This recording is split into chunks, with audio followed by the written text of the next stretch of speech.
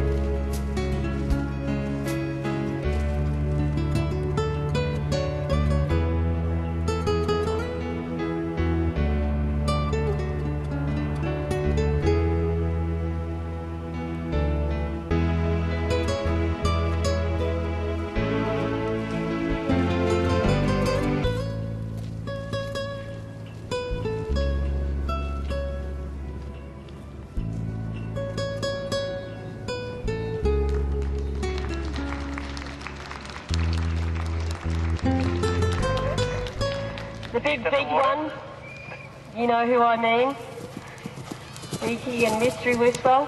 He's seen a distance, I can tell you that now, because I see his little personal, and he's turned up there like a pony clubber. Mystery Whisper must be very confident. He's taking his time. Jess, meanwhile, is also safely over the ditch and palisade. Oh, that was terrific work there, the big one. And he gets a massive cheer out here from the... Make no mistake, spectators, this man has been doing this for 3 decades. He knows this job very, very well. At this stage of the competition, Mystery Whisper. And his rider, Heath Ryan, member of our Beijing Olympic team in the dressage phase. Mystery Whisper, purpose bred by Richmond Medallion. He's on a score of 47.1.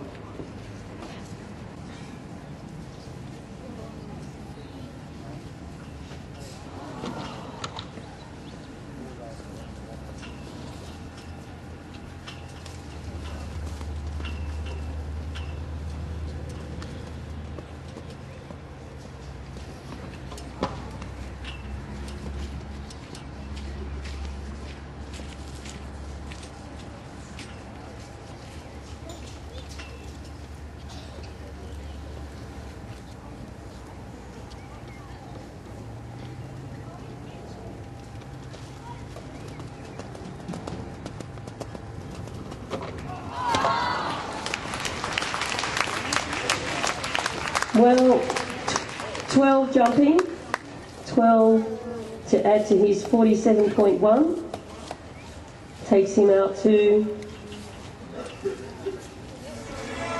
59.1, so by my estimation, he's just scraped through by a nose. Pretty pleased. I'm still just gathering my thoughts because I thought I was going to do a clear show jumping round. The horse was a little tired, and we had 2 rails down that I didn't expect. And the first rail we had down, we seriously got into a bit of a tangle getting to that first, I think it was fence 4. So that wasn't the horse's fault. But then we had 2 rails after that he was just a little tired.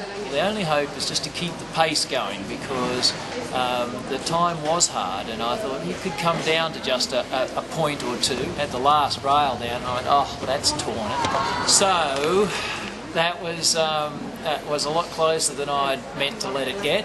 Heath Ryan and his own Mystery Whisper. I can't believe that we won. The horse is really, really good. There's no question about that. He's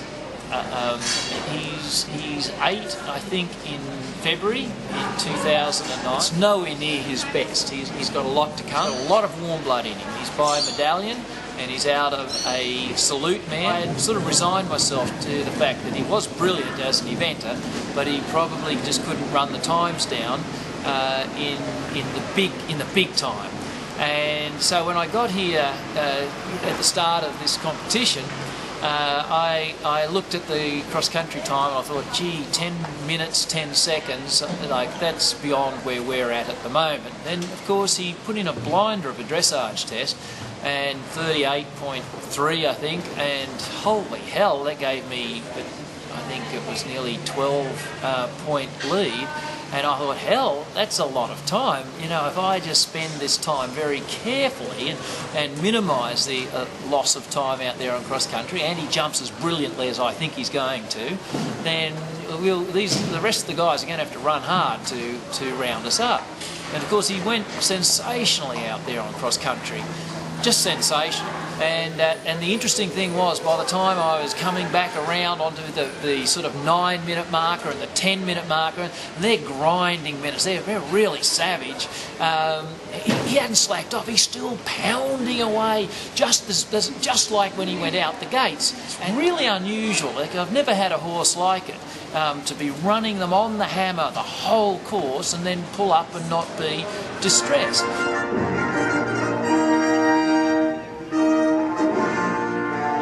Can't believe it.